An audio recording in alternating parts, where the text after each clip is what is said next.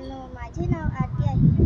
मी आता 8वीमध्ये शिकत आहे. माझ्या शाळेचे नाव जिल्हा परिषद माध्यमिक शाळा पारखडेगाव आहे. आमच्या शाळेमध्ये एक उपक्रम चालू आहे. त्या उपक्रमाचे नाव आहे शालेय ग्रंथालय.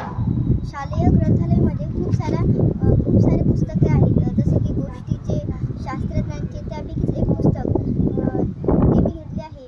या पुस्तकाचे नाव आहे आटपाट नगरीतील मौज कथा. या पुस्तकाचे लेखक आहेत चंद्रकांत भंडारी.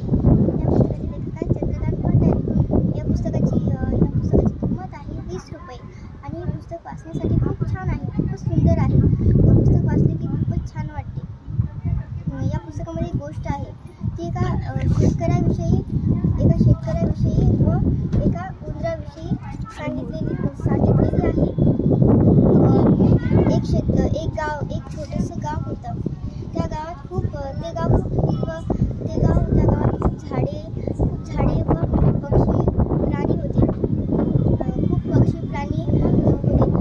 त्या झाडामध्ये झाडे होते ते खूप छान आणि फुले होते.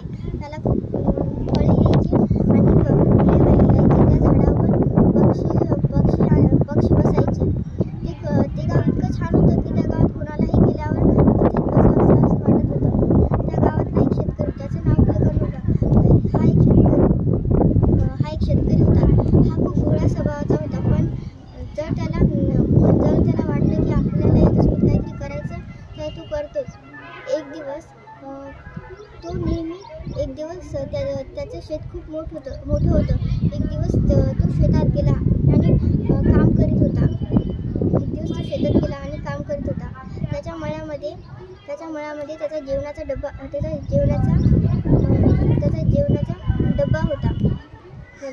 त्याच्यामध्ये पोळी आणि भाजी होती. एक दिवस उंदराने त्या मळ्यात जाऊन त्या शेतकऱ्याच्या डब्यातली पोळी आणि भाजी कुरडवून खाल्ली. तेव्हा त्याला फार वाईट वाटले. त्याला वाटलं की कोणी खाल्लं. नंतर तिथे जवळपास पाणीसुद्धा नव्हते. त्याला खूप भूक आणि तहान लागली होती. त्याला वाईट वाटले की हे माझे जेवण कोणी खाल्ले. नंतर त्याने एक दिवस बघितले की आपले जेवण तर एक उंदीर खात आहे. दुसऱ्या दिवशी असाच उंदीर आला आणि त्या मळ्यातल्या शेतकऱ्याचा डबा मळ्यात ठेवलेला होता आणि त्याच्या डब्यातली भाजी पोळी कुरडवून खाल्ली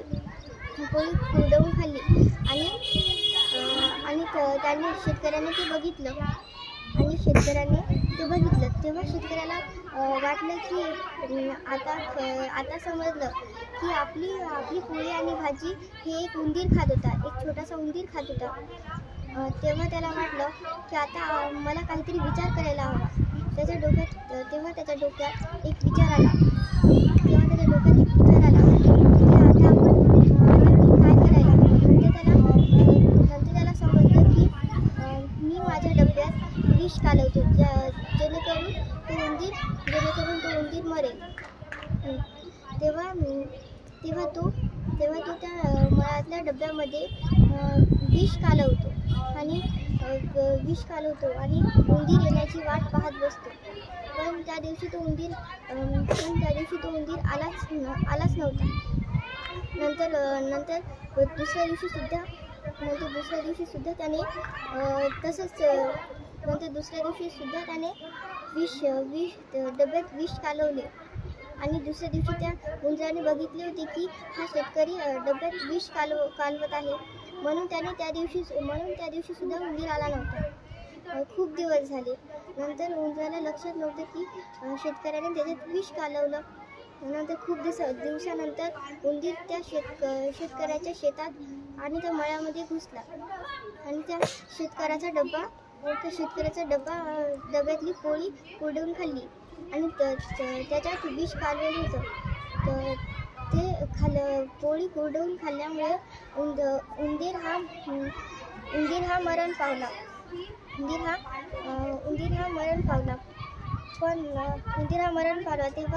तेव्हा त्या शेतकऱ्याला वाटले की उंदराला थोडं तरी ते पण आपल्यासारखेच उपाशी असेल म्हणून ते येत असेल. तेव्हा तेव्हा त्याला सुद्धा वाईट वाटले. धन्यवाद.